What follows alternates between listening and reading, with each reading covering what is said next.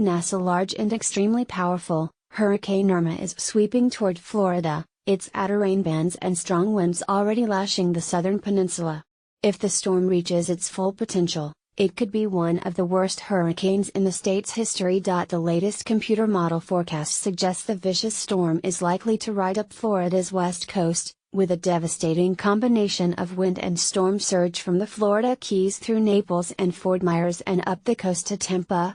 It's not clear exactly where the storm will make landfall, but destructive winds could batter numerous population centers along Florida's west coast. And coastal waters could rise 10 to 15 above normally dry land, completely inundating homes, businesses, and roads.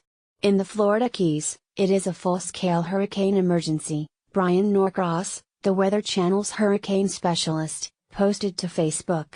Key West is probably going to get its worst storm in modern history, and perhaps ever.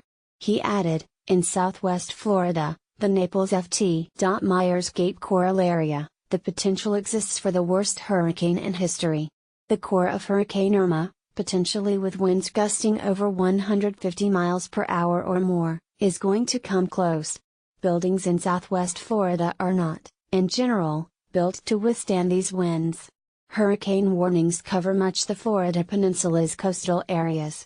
Hurricanes watches extended farther north into coastal Georgia and South Carolina. A storm surge warning was also issued for much of the South Florida and Central Florida coastlines, past Tampa on the west coast and Melbourne on the east coast, because of the potential for water to rise up to 10 to 15 feet above normally dry land at the coast.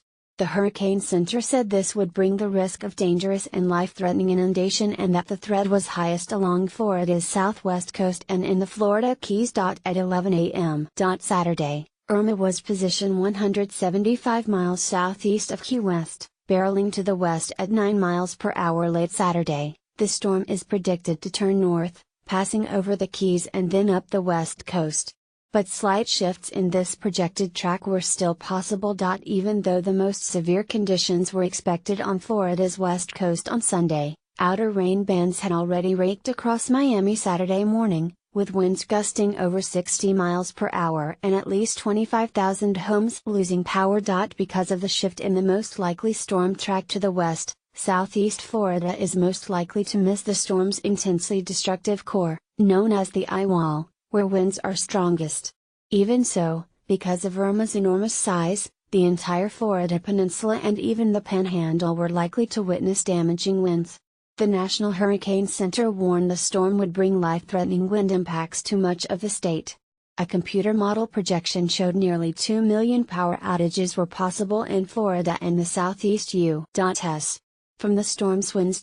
Irma's peak winds had lessened some on Saturday morning, with peak winds of 125 miles per hour, as its center scraped over Cuba's north coast, interfering with its circulation. But once Irma moves back over the water of the Florida Straits, some of the warmest in the world, nearly 90 degrees, it is forecast to re-strengthen some.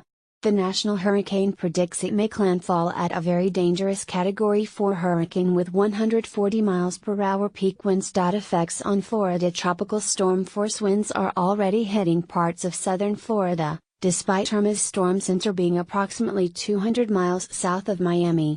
Conditions will continue to deteriorate throughout the day on Saturday as Irma starts to make her long-awaited turn towards the north. The forecast track has once again shifted to the west slightly, with the storm expected to cross the Florida Keys, near Marathon, on Sunday morning, before moving up the west coast Sunday afternoon and evening, battering Marco Island, Naples, Cape Coral, Fort Myers, Port Charlotte, Sarasota, and Tampa. The storm track could still shift slightly west or east. If it shifts west, the center could stay over the Gulf of Mexico until hitting northern portion of Florida's Gulf Coast Sunday, perhaps in the Big Bend area. If it shifts east, it would ride up the spine of the peninsula, weakening faster, but unleashing hurricane force winds on both sides of the state. Here's a guide to what is most likely and where. Florida Keys time frame for worst conditions, Saturday evening through Sunday evening. Biggest impact threat, storm surge and destructive winds. The Florida Keys are poised to take a direct and devastating hit from Irma. Winds will be on the increase all day on Saturday, with sustained hurricane force winds up to 120 to 140 miles per hour expected after midnight Sunday. Catastrophic storm surge levels of 10 feet or more could inundate the entire area in a manner similar to the destruction caused by Hurricane Donna in 1960, which devastated the